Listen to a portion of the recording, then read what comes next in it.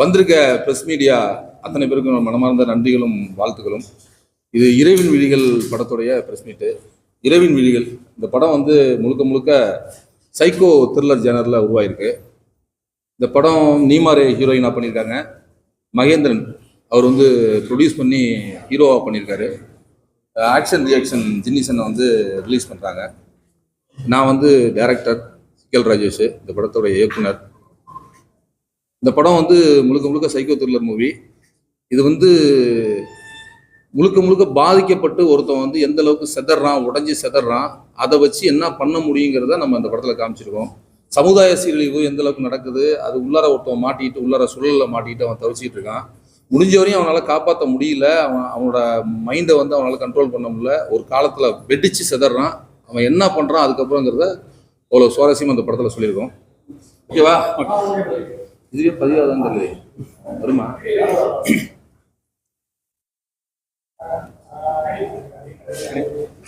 அனைவருக்கும் வணக்கம்.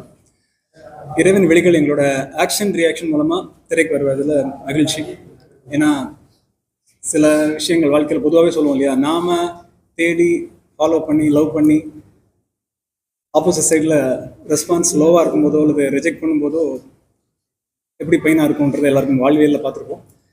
நம்மளை தேடி இவங்க நமக்கு வேணும் அப்படின்னு செலக்ட் பண்ணி வந்த படம் தான் இரவின் வெளியில் எங்களுக்கு. ஸோ இது எங்களுக்கு ரொம்ப ஸ்பெஷலான ஒரு படம். பார்க்கும்போது ஃப்ரெஷர்ஸ், அப்கமிங் ஆக்டர்ஸ் அப்படின்ற ஒரு லுக் இருக்கலாம். பட் இயக்குனர் வந்து ஆல்ரெடி திரையுலகுக்கு பரிச்சயமானவர். கடந்த 10 வருடங்களாகவே எனக்கு அவரோட பேர் அங்கங்கே அடிபட்டுகிட்டே இருக்கும். நல்லபடியாக ஒரு சின்ன படங்களில் முயற்சி பண்ணிட்டு இருக்காரு, நடிக்க, இயக்க, அந்த மாதிரி.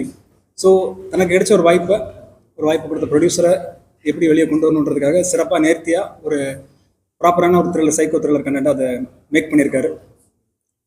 ப்ரொடியூசருமே பார்த்தீங்கன்னா ஃப்ரெஷர், சினிமாவுக்கு புதுசாக வந்திருக்காங்க, நடிக்க வந்திருக்காங்க. ஆனால் என்னென்ன விஷயங்கள் பண்ணணும் ஒரு சினிமாவை கொண்டு போய் சேர்க்கறதுக்கு இன்னைக்கு எவ்வளோ சேலஞ்சஸ் இருக்குன்னு நமக்கு தெரியும். அப்படி இருக்கும்போது இந்த படத்தை எப்படி சேர்க்கணுன்றதுக்கான மேக்ஸிமம் எஃபர்ட்ஸ் எடுத்துகிட்டு இருக்காங்க. ப்ரொமோஷன்ஸாக இருக்கட்டும், எங்கள் சைடில் தியேட்டர் சைடில் இருக்கட்டும், எல்லாத்துலேயுமே பெஸ்ட்டாக கொடுத்துட்ருக்காங்க. கம்மிங் 21 நவம்பர் 21 தியேட்டர்கள் ஒரு கிராண்ட் ரிலீஸ் பிளான் பண்ணுறோம். ஸோ தொடர்ந்து எங்களுக்கு ஊடக நண்பர்கள் சப்போர்ட் பண்ணிட்டு இருக்கீங்க. சிறும உள்ளிட்ட படங்களை கொண்டு வந்து சேர்க்கறதுக்கு நாங்கள் எடுக்கிற முயற்சி உங்கள் சப்போர்ட் கிடைச்சிட்டு இருக்கு. தொடர்ந்து இந்த படத்துக்கு உங்களோட சப்போர்ட்டை கொடுங்க. கண்டிப்பாக இது உங்களை என்டர்டெயின் பண்ணும், ஆடியன்ஸ் என்டர்டெயின் பண்ணும்.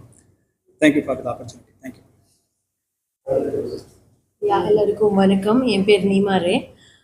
ஸோ நாங்கள் ரொம்ப கிராட்டிஃபைங் இருக்கேன் இந்த படம் பண்ணிட்டுருக்கப்புறம். அண்ட் என்னென்னா இது ஒரு மல்டி ஜென்டர் படம் தான்.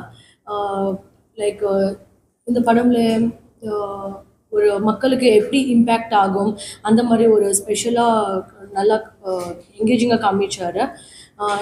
We live in the time where media பீப்புள்ஸில் எப்படி நம்ம நல்லா சோஷியல் மீடியாவில் எப்படி நம்ம பியூட்டிஃபுல்லாக கனெக்ட் ஆகும். பட் சில டைமில் என்ன சொல்லுவோம், லைக் ஹர்ட் கூட ஆகும் மக்களுக்கு. இந்த படம்ல லைக் ரொம்ப என்கேஜிங் அண்ட் என்டர்டெய்னிங் வேல நம்ம படம் கொடுத்தாரு. அண்ட் எல்லாரும் 21க்கு மூவி பாருங்க. அண்ட் எனக்கு ஒரு ஸ்பெஷல் ஃபீல் என்னென்னா, இந்த படம் ஷூட்டிங் போகும் டைமில் நாங்கள் இந்த இண்டஸ்ட்ரிக்கு புதுதான், லைக் யாருமே அவ்வளோ நாங்கள் ரெக்கக்னைஸ் ஆகலை. ஸோ நாங்கள் ஷூட்டிங் போகும் டைமில் லைக் வெள்ளிமலை, புதுச்சேரி, இல்லைன்னா திருப்பூரில் அங்கே மக்கள் நாங்கள் புது லைக் அவர் எனக்கு ரொம்ப அந்த மாதிரி ஒரு காதல் கொடுத்தாரு லைக் அங்கே போகும் டைமில். ஸோ அப்போ தான் நான் யோசிக்கிறேன், ஓகே நாங்கள் ப்ராமிஸ் பண்ணியிருக்கேன் லைக் எனக்கு மை செல்ஃப் அண்ட் ஆடியன்ஸுக்கு நாங்கள் பெஸ்ட்டு தான் கொடுப்போம் இந்த இண்டஸ்ட்ரிக்கு. அண்ட் நீங்கள் மீடியா பீப்புள்ஸ் எப்போவுமே சப்போர்ட் பண்ணியிருப்பாரு. எனக்கு ஒரு க்ரோ ஆகுறதுக்கு ரொம்ப ஒரு ஸ்ட்ராங் ஃபீல், அந்த ஒரு அப்ரிசியேஷன் எனக்கு ரொம்ப நல்லா ஃபீல் ஆயிடுச்சு. ஸோ உங்கள் பிளெஸ்ஸிங்ஸ் அண்ட் மக்கள் பிளெஸ்ஸிங்ஸ் இருக்குன்னா I can grow more and more in this industry. And 21 please எல்லாரும் மூவி பாருங்க அண்ட் உங்கள் ஆசீர்வாதம் கொடுங்க. வணக்கம், என் நேம் மகேந்திரன். நான் கவுன்சிலராக இருக்கேன். இப்போ இந்த படத்தில் ப்ரொடியூஸ் அண்டு ஹீரோ பார்த்துருக்கேன். என் நேம் மகேந்திரன். நம்ம இந்த படத்தில் ப்ரொடியூஸ் அண்டு ஹீரோ பண்ணியிருக்கோம்.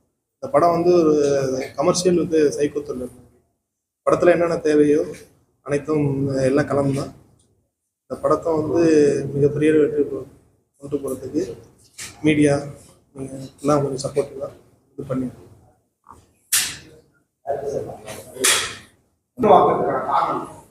ஃபஸ்ட்டு கேள்வியா? ப்ரொடியூசரே ஹீரோக்கிறதுக்கான காரணம் என்னன்னா, ப்ரொடியூஸ் பண்ணியிருக்காரு. அதாவது நிறைய 2-3 ஹீரோ அப்ரோச் பண்ணோம், அவங்கெல்லாம் வந்து இந்த கதைக்கு சரியான ஆப்டா இல்லை, நம்ம வந்து சூப்பர் ஸ்டார் ரஜினிகாந்த் கூட தான் போய் கேட்கலாம். ப்ரொடியூஸ் பண்ணாரு, ஹீரோவை போட்டான், அவ்வளோதான். வேற ஒன்றும் பெருசாலாம் ஒன்றும் கிடையாது. இல்ல மாஸ்க் எல்லாருமே இங்க மாஸ்க போட்டு தான் அலையிறாங்க. இப்ப என்னன்னா, இப்ப இங்க இருக்கிற எல்லாருமே ஒரு மாஸ்க போட்டு தான் அலையிறாங்க.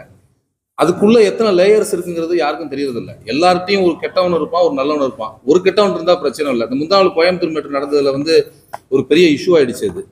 இப்ப அதெல்லாம் பார்க்கும்போது மனசு அதிருது பதறுது. அதை வச்சுதான் அந்த படத்தோட இறைவன் வழிகள் வந்து நம்ம பண்ணோம். மாஸ்க்குள்ள என்ன இருக்குங்கிற விஷயம் தான். மாஸ்க் வெளியில எல்லாருமே மாஸ்க் போட்டிருக்காங்க, யாருக்கும் கண்ணுக்கு தெரியறது இல்லை. இந்த படத்துல அதை நம்ம சொல்லியிருக்கோம். அது அவ்வளவுதான். ஆமா, நைட்ல தான் ஃபுல் அண்ட் ஃபுல் நைட்ல டிராவல் ஆகும். ஃபர்ஸ்ட் ஹாஃப் வந்து டேல, செகண்ட் ஹாஃப் ஃபுல்லா நைட்ல. ஒரு நைட்ல என்ன நடக்குதுங்கிறத நம்ம சொல்லியிருக்கோம் அந்த படத்துல.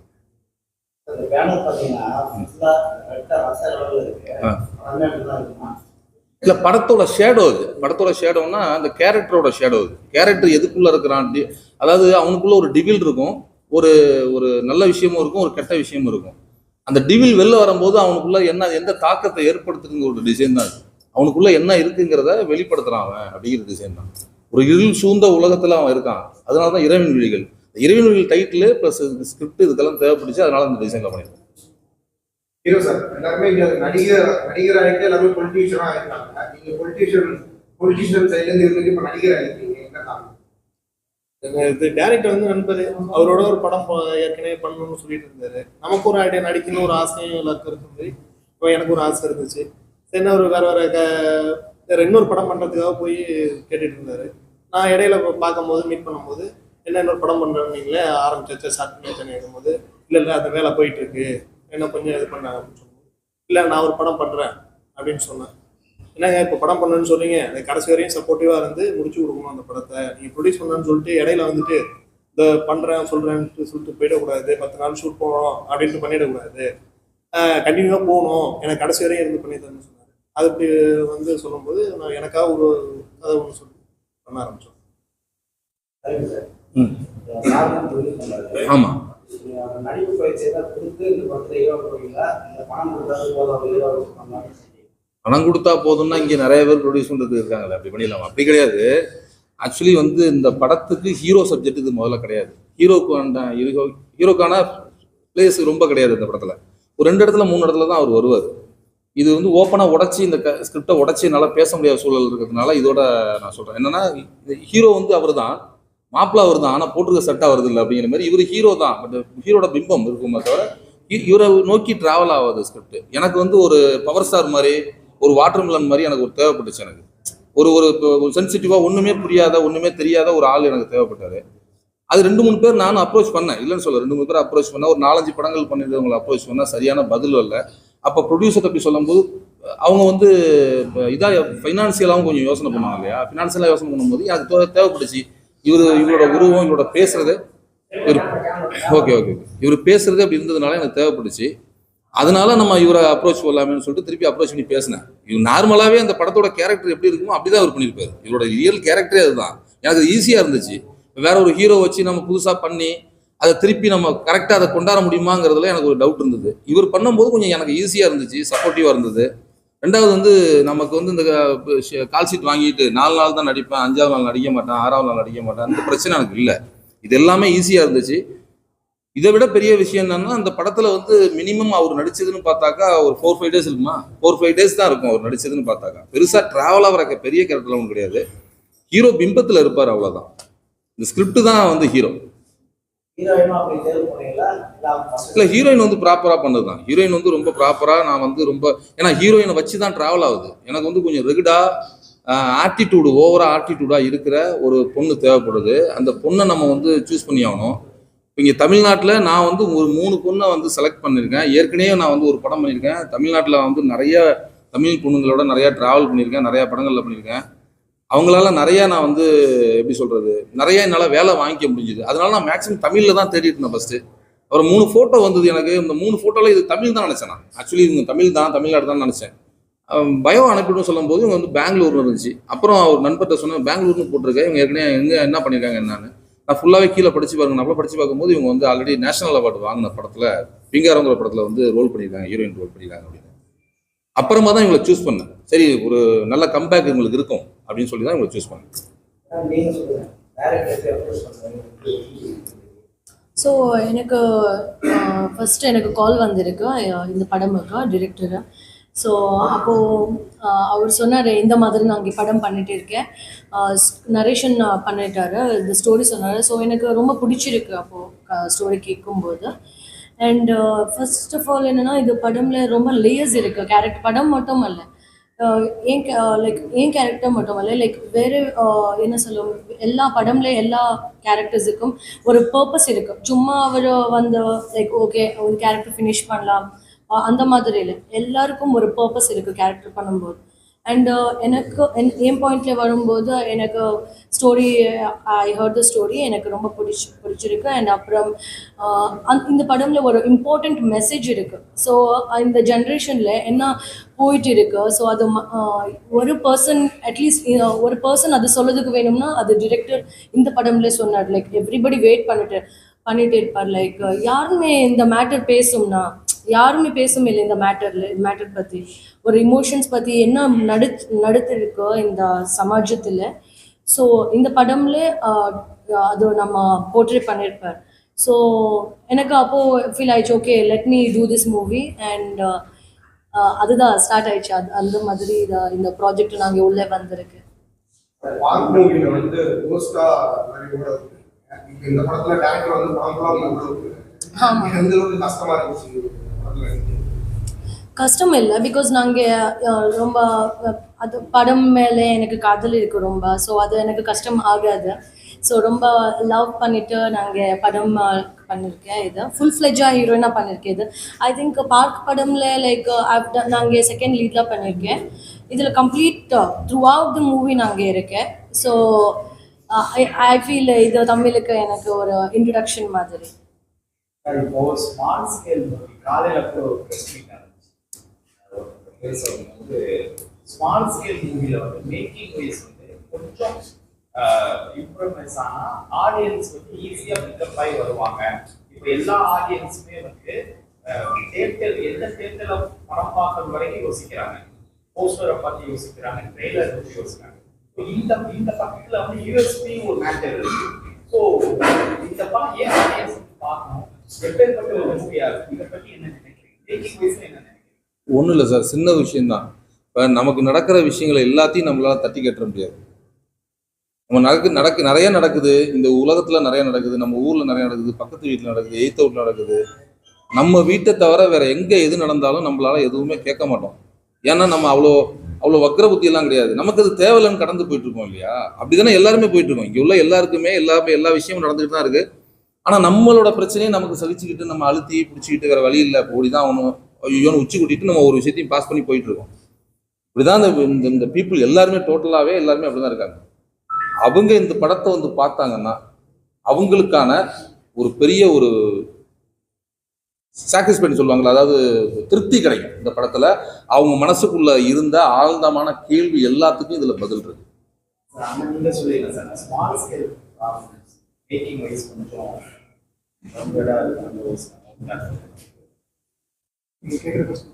ஸ்மால் ஸ்கேல் உள்ள மூவிஸ் அத்தனை இருக்குமே, ஒரு சில மூவிஸ் வந்து மேக்கிங் வைஸ்ல கொஞ்சம் நார்மலா இது பண்றாங்க, இது பெட்டரா ஸ்கிரீனிங் பண்றது டிஃபிகல்ட்டா இருக்குன்னு சொல்லி இன்னைக்கு நான் அனலைஸ் பண்ணிட்டு இருக்கிறத பற்றி ஜென்ரலாக சொல்லணும்னா, பொசிஷனிங் எப்படி நம்ம பண்ணுறோன்றதை பொறுத்தா இருக்கு. இன்னைக்கு ஒரு ப்ராடக்டை நம்ம எப்படி கொண்டு போய் வெளியே காட்டுறோன்றது, மெயினாக கரெக்டான ப்ரொமோஷன் மார்க்கெட்டிங் மூலமாக பண்ணணுன்றது இருக்குது. பேசிக்காக மேக்கிங்னு ஒன்று இருந்தால் தான் நான் கூட மார்க்கெட்டிங் பண்ணும்போது ட்ரெய்லர் கட்டோ ஒரு போஸ்டரோ பார்க்கும்போது ஒரு இம்ப்ரெஸ் ஆவாங்க. லைக் ஈவன் நம்ம ஒரு தம்ப்நெயில் புக் மை ஷோலையோ யூடியூப்ல தம்ப்நெயில் நல்லா இருந்தால் தான் உள்ளே போகிறோம். உள்ளே போய் அந்த ஒரு 1 மினிட் நல்லா இருந்தால் தான் அதுக்கப்புறம் யோசிக்கும். ஸோ டெஃபினட்டாக மேக்கிங் நல்லா இருக்கணும். இப்போ இதில் வந்து ஃப்ரெஷர்ஸ், ஸோ ஸோ இதில் என்ன யூஎஸ்பி நீங்கள் கேட்குறீங்க, கரெக்ட் தான். டைரக்டர் என்கிட்ட இது வரைக்கும் நம்ம ஷேர் பண்ணிக்கிட்டது என்னென்னா, ஹீரோவை அவர் சொன்னார் இல்லையா, ஜஸ்ட் ஒரு ஃபன்னாக்காக சொன்னார், பவர் ஸ்டார் மாதிரி, வாட்டர் மேலன் ஸ்டார் மாதிரின்னு. அவர் யதார்த்தமாக அவரோட ஒரு டிரான்ஸ்பரன்சி தெரியுது. பட் நாங்கள் இன்ட்ராக்ட் பண்ண வரைக்கும் அவர் சொன்னது என்னன்னா, இந்த ஹீரோ ஒரு இன்னசென்ட், அவராகவே காட்டி அவர் எப்படி இருக்கிற ஆசிட்டிஸ் காட்டிட்டு படத்தோட விஷயத்துக்குள்ள அதை உள்ள கொண்டு வந்து நான் அதை கனெக்ட் பண்ணியிருக்கேன். ஸோ டெஃபினட்டாக ஜென்ரலாக பார்க்குற ஒருத்தனுக்கு சும்மா போய் பார்ப்பாங்க அப்படின்னு பார்க்குற ஒருத்தன் வந்து ஒரு 10 பேர் பார்த்தாங்கன்னா டெஃபினட்டாக அப்போ ஒரு 10 பேர் வருவாங்கன்றது அவரோட நம்பிக்கை. ஸோ அதுதான் சின்ன படங்கள் பொறுத்தவரைக்கும் யூஎஸ்பின்றது வேர்ட் ஆஃப் மவுத் மட்டும் தான் நம்புறேன். டிசைனான மேக்கிங், நல்ல மார்க்கெட்டிங், உள்ள சரக்கு இருக்கணும், வந்துச்சுன்னா சேஃபாக வரும். ஸ்டேட்டஸ் கிடைக்கிறது அதான்.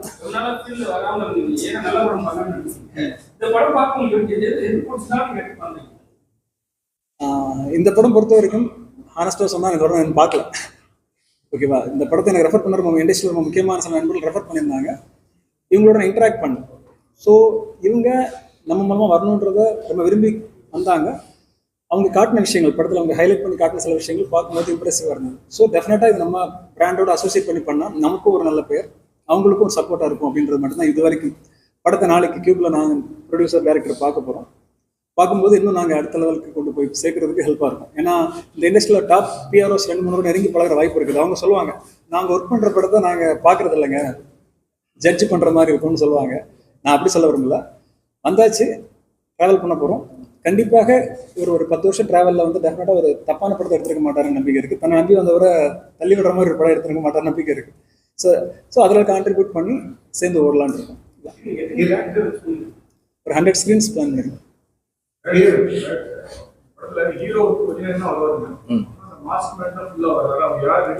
இல்ல ஹீரோ ஹீரோயின் மாதிரி இங்க கேரக்டர் வந்து நிறைய இருக்காங்க அந்த படத்துல.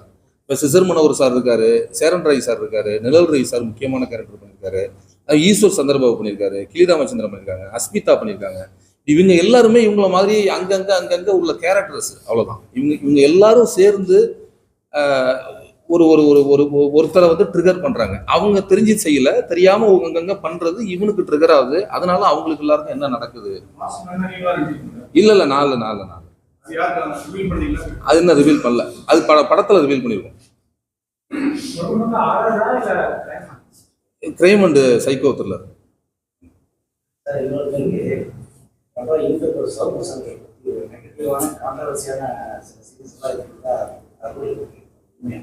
சார் சென்சார்லயும் இது கேட்டாங்க.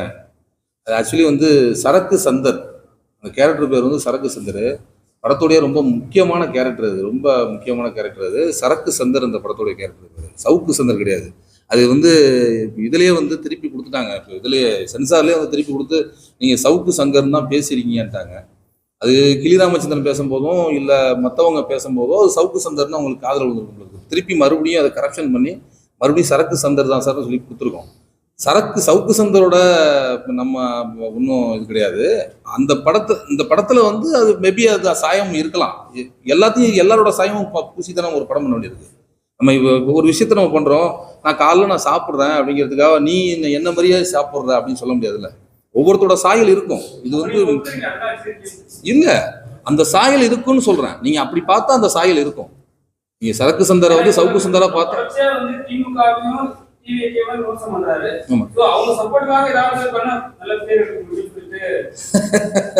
அப்படிலாம் இல்லைங்க. ஏங்க படம் பண்ண வந்திருக்கோம், நம்ம சினிமா பண்ண வந்திருக்கோம். எல்லாரோட சாயலையும் நம்ம பூசிதான் பண்ண வேண்டியிருக்கு. ஸ்பெஷலா வந்து இன்ஃபுளுசர் பெருசா உள்ளவங்களோட சாயம் மேல சீக்கிரமா படுது. ஆடியோ வெளியில பாக்குறவங்களுக்கு ஈஸியா சொல்லிடுறாங்க. பக்கத்து வீட்டுக்காரங்களோ ஏத்துட்டுக்காரங்களோ அந்த சாயத்துல இருந்தாலும் யாரும் சொல்ல போறது இல்லை. அவங்க இருக்கிறதுனால அவங்களோட சாயம் சவுக்கு சங்கர்னு படுது.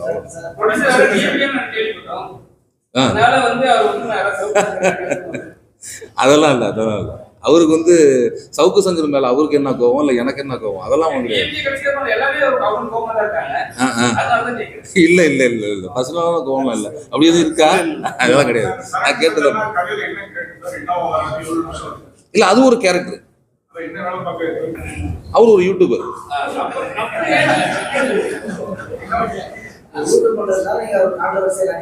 இல்ல நம்ம என்ன உண்மையோ அதை சொல்லியிருக்கோம். நம்ம சவுக்கு சங்கருக்கு சரக்கு சங்கருக்கு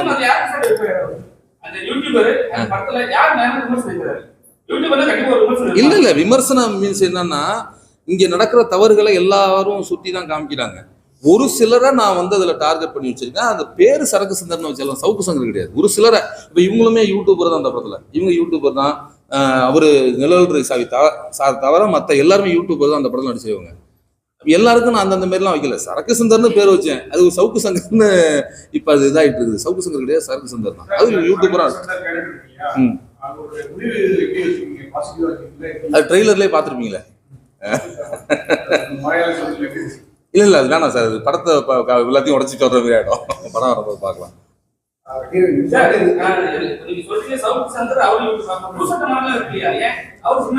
இருக்காங்களே அவங்களெல்லாம் இருக்காங்க.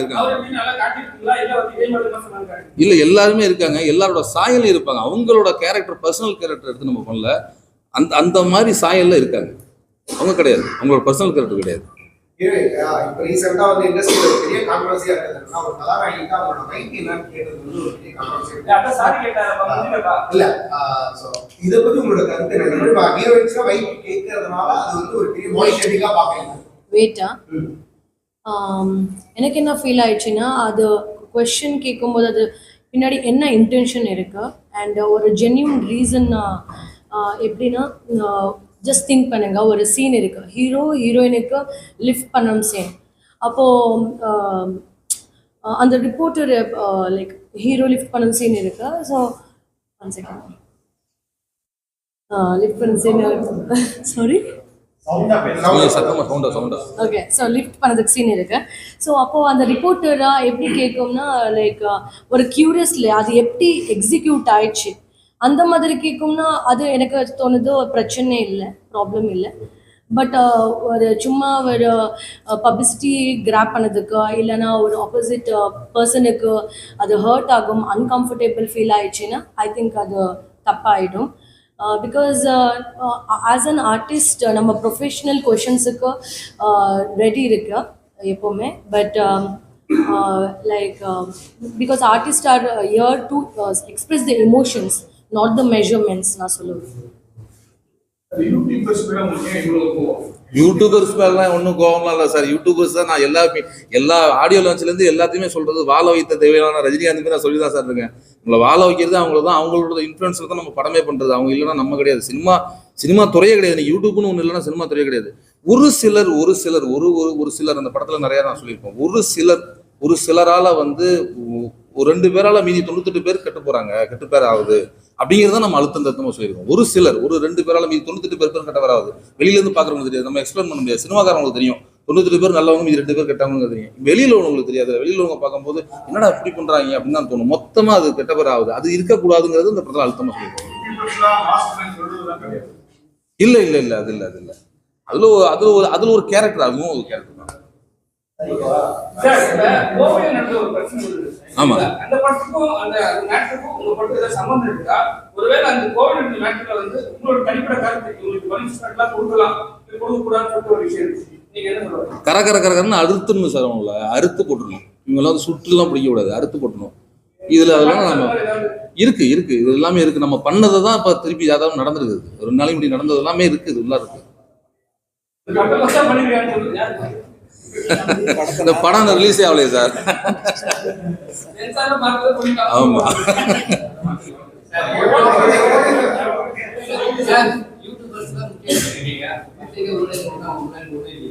எல்லாரையும் சேர்த்து தான் சொல்றேன்.